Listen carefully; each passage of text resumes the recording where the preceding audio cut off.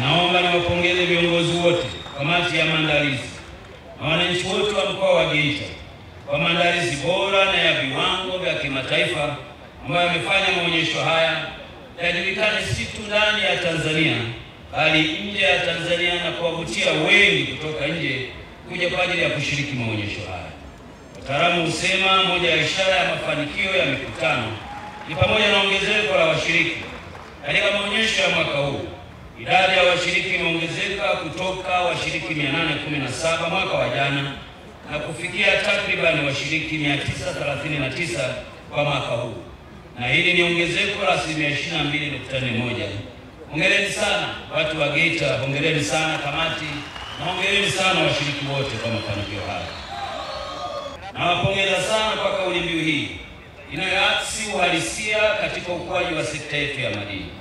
Ni ukweli usiofichika kwamba ili ufanikiwe kwenye sekta aina yoyote, moja, unahitaji teknolojia iliyo sahihi, lakini unahitaji uongozi ulio bora. Kupitia uongozi bora na uwekezaji, sekta ya madini, Mheshimiwa Dr. Samia Suluhu Hassan amefanya kazi kubwa kuifanya sekta hii, kwanza kwa kuweka mazingira wezeshi na rafiki kupitia sera, sheria na kanuni, ili uwepo wa masoko na teknolojia na vifaa mbalimbali, pamoja na elimu na mafunzo yanayotolewa mara kwa mara na serikali kwa wachimbaji, imefanya kuwa tiba ya matatizo tuliyokuwa nayo kwa muda mrefu. Tangu kwanza kwa maonyesho haya mwaka 2018, tumeendelea kushuhudia mabadiliko makubwa ya teknolojia yanayochangia kuongezeka kwa kasi uzalishaji madini, hasa wachimbaji wa madini walio wadogo. Katika uchenjuaji madini zimekuwepo teknolojia mbalimbali kama walivyotaja waliotangulia kulisema, ikiwemo CIL, CIP, FF ambazo zimekuwa na tija kubwa kwa matumizi ya uchenjuaji wa madini badala ya matumizi ya rubani. Nataka nitoe wito kwenu washiriki wote, tuendelee kuyachukulia maonyesho haya kama daraja la kubadilisha teknolojia katika sekta yetu ya madini. Tofauti na mwaka jana, mwaka huu tuna wageni wengi kutoka nje ya nchi. Hatukuwahi kuwa na wageni kutoka Malawi. Mwaka huu Mheshimiwa mgeni rasmi tumetupokea wageni kutoka Malawi zaidi ya 20 wamekuja kujifunza uchimbaji wa madini. Tunashukuru sana kazi nzuri alifanya Mheshimiwa Rais ya kuitangaza nchi yetu.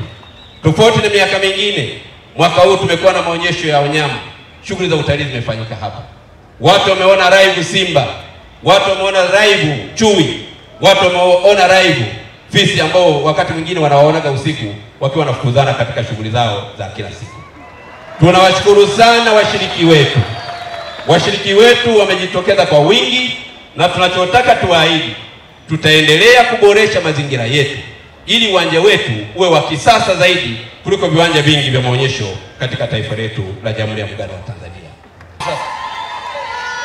Ombi langu kwa hizi CIP ambazo tunakwenda kuzijenga, tunaaminiwa na mabenki kupitia mali zingine, kwani leseni tulizonazo, Mheshimiwa mgeni rasmi, leseni tulizonazo hazijafanyiwa utafiti wa kutosha.